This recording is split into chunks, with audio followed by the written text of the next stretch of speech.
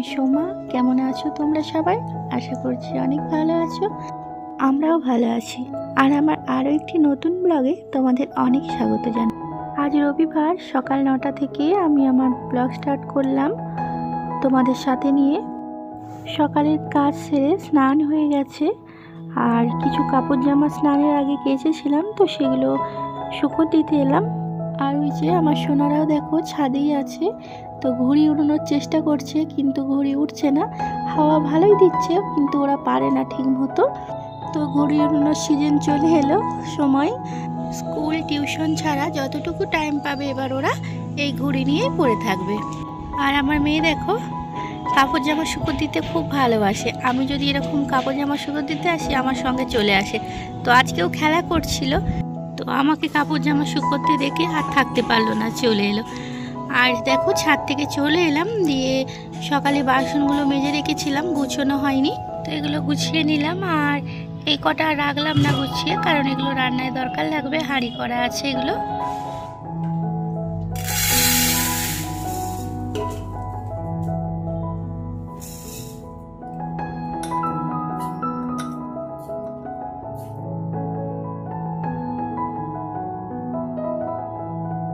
চালটা নিয়ে কিছুক্ষণের জন্য ভিজিয়ে রাখলাম, ততক্ষণ সবজিগুলো কেটে নিই। তো আজ এই যে বাঁধাকপি করব, বাঁধাকপিটা কেটে নিচ্ছি। কাটা বাটা সব করে নিয়ে রান্না চাপিয়ে দিলাম। প্রথমেই আলু ভেজে নিচ্ছি। আলুগুলো ভাজা হয়ে গেছে, তো এগুলো তুলে নিচ্ছি। এরপর এই যে একটা কড়াতে একটা শুকনো লঙ্কা, দুটো তেজপাতা, কিছু পাঁচফোড়ন দিয়ে তারপরে এই যে বাঁধাকপিটা দিয়ে দিলাম। আর একটু হলুদ আর নুনও দিয়েছি। হলুদ নুনটা দেওয়ার কারণ তেলটা এদিক ওদিক ছিটকবে না, এর জন্য। বাঁধাকপিটা দেওয়ার আগে আমাকে এই টমেটোটা দেওয়া দরকার ছিল, কিন্তু নিচে টমেটোটা কেটে রেখেছিলাম, ভুলে গেছি। তো এখনই দিয়ে দিলাম। এখনও তরকারিটা হতে টাইম আছে, তো কিছু হবে না। আর একদিকে আরেকটা কড়াই চাপিয়ে দিয়েছি, তো তাতে মাছ ভেজে নিচ্ছি।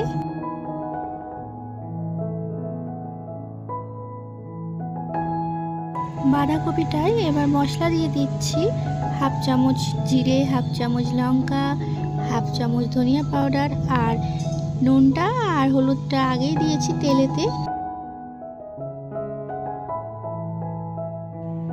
বাঁধাকপি তরকারিটা আমার হয়ে গেছে। প্রথমেই আমি একটু ভাপিয়ে নিয়েছিলাম, তাই বেশিক্ষণ টাইম লাগলো না। আর নামাবার সময় অল্প একটু চিনি দিয়ে দিলাম, যেহেতু নিরামিষ বাঁধাকপি ঘন্ট করছি, তো একটু চিনি দিলে বেশ ভালো লাগে। আর মাছের ঝালটাও করে নিয়েছি সিম্পলভাবে মশলা করে, পেঁয়াজ টেয়াজ কিছু দিই নিয়েতেও আমি, তো শুধু সর্ষে বাটা আর টমেটো দিয়ে।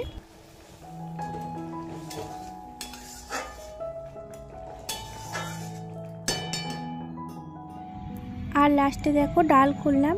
ডালটা করার কোনো ইচ্ছে ছিল না, কিন্তু দুটোই শুকনো শুকনো তরকারি হয়েছে, তো এর জন্য আবার একটু ডাল করলাম। রান্নাবান্না আমার হয়ে গেছে, তাই গুছিয়ে গ্যাস ট্যাস মুছে নিচ্ছি।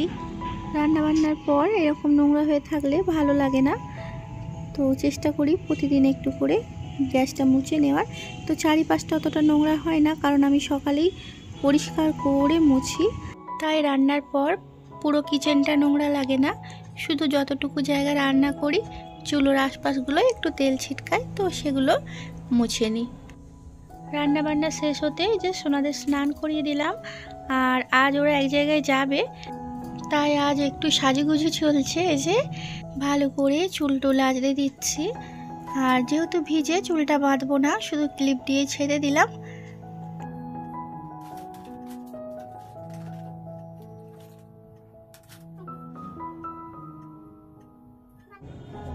আমি যেমন টিপ পরিয়ে দিয়েছি, ওর দাদা সেটা পছন্দ নয়। টিপটা খুলে একটু ওপর দিকে লাগিয়ে দিল, আমি একটু নিচের দিকে লাগিয়েছিলাম, তো তাই বলছে টিপটা ওপরটাই পরতে হয়।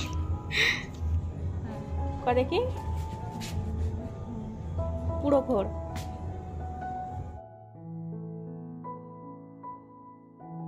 আজ তিনজনা মিলেই ভাত খেয়ে নিচ্ছি, ভাইরা আর আমি। তো তোমাদের দাদা ভাই আজ একটু বাইরে গেছে, সে ভোর 4টের সময় উঠে গেছে। আসতে বৈকাল 5টা বেজে যাবে, আর বাইরেই খেয়ে নেবে। এই মাত্র ফোন করে বলল আমায় খেয়ে নিতে। আর আমার সোনারাও এক নিমন্ত্রণ বাড়ি খেতে গেল, তাই আমরা 3 জন মিলে খাওয়া দাওয়া করে নিচ্ছি আজ।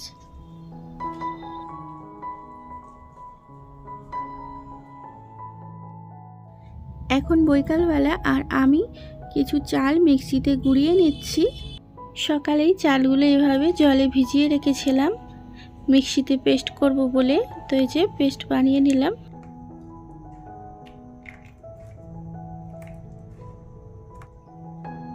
তো আর দুটো মতো কলা ছাড়িয়ে নিচ্ছি, এই যে এটাও মিক্সিতে ঘুরিয়ে নেব একবার।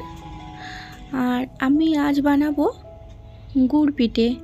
তো কলা দিয়ে এই যে চালের গুঁড়ি দিয়ে আর সুজি দিয়ে দিলাম এতে, আর দেব 1 বাটি মতন আটা। ময়দা দেয় কিন্তু আমি আটা দিতেই পছন্দ করি, তো আটার খেতেই ভালো লাগে, তো এই জন্য আটা দিয়ে দিলাম। আর এদিকে গুড়, মানে এটা খেজুরের গুড় না, এটা আখের গুড়, আর আখের গুড়টা পাটালি পাওয়া যায় এদিকে, তো তাই এই যে শিলনোড়া একটু গুঁড়িয়ে নিলাম। তো সব মিক্স করে এভাবে মেখে নিলাম। আর আজ আমি গুড় পিঠে বানাবো এটা দিয়ে। আজকের দিনটা হলো সংক্রান্তির দিন, মানে ছোট সংক্রান্তি বলি আমরা এটাকে, অঘ্রাণ মাসের সংক্রান্তিকে। তো আমরা আজকের দিনে পিঠে বানাই, আজকের দিন থেকে পিঠে বানানো শুরু করি।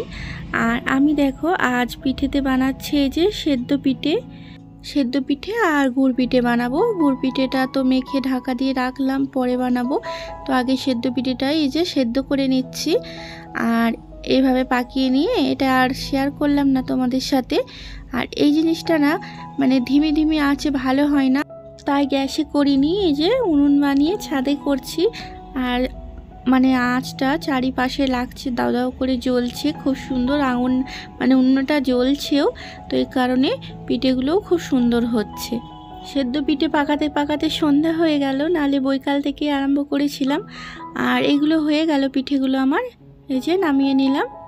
এত সুন্দর উনুনটা জ্বলছে তাই নেভাতেই ইচ্ছা করলো না, তো এই যে গুড় পিঠের ডোটাও আমি এইখানেই নিয়ে চলে এলাম। বেশ আগুনের তাতে তাতে এখানে বসে বসে বানিয়ে ফেলছি, আর খুব সুন্দর জ্বলছে উনুনটা, এই জন্য আবার নিভিয়ে দেবো। তো এখানেই এলাম, আর এখানে গুড় পিঠেটাও আজকে বানিয়ে নেব। তো খুব ভালো লাগছে, অনেক দিন পর এভাবে উনুনে রান্না করছি, অনেক দিন, তো অনেক দিন না অনেক বছর বলতে পারো। উনুনে এই পিঠেগুলোও খুব সুন্দরভাবে ফুলছে, তো উনুনের ব্যাপারটাই আলাদা। আর আমার উনুনটা তো দেখো মানে 3 কোণে 3টে ইট দিয়েছি, তার উপরে একটা করে দিয়েছি, মানে 6টা ইট দিয়ে বানিয়েছি।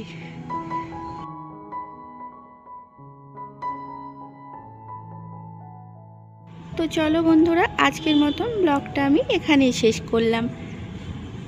আবার দেখা হবে তোমাদের সাথে একটা নেক্সট ব্লগে।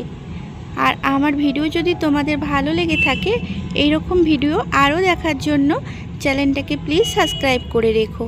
আর আমার চ্যানেলটা যারা আগেই সাবস্ক্রাইব করেছো তাদেরকে অসংখ্য ধন্যবাদ। তো চলো তোমরা ভালো থেকো, সুস্থ থেকো।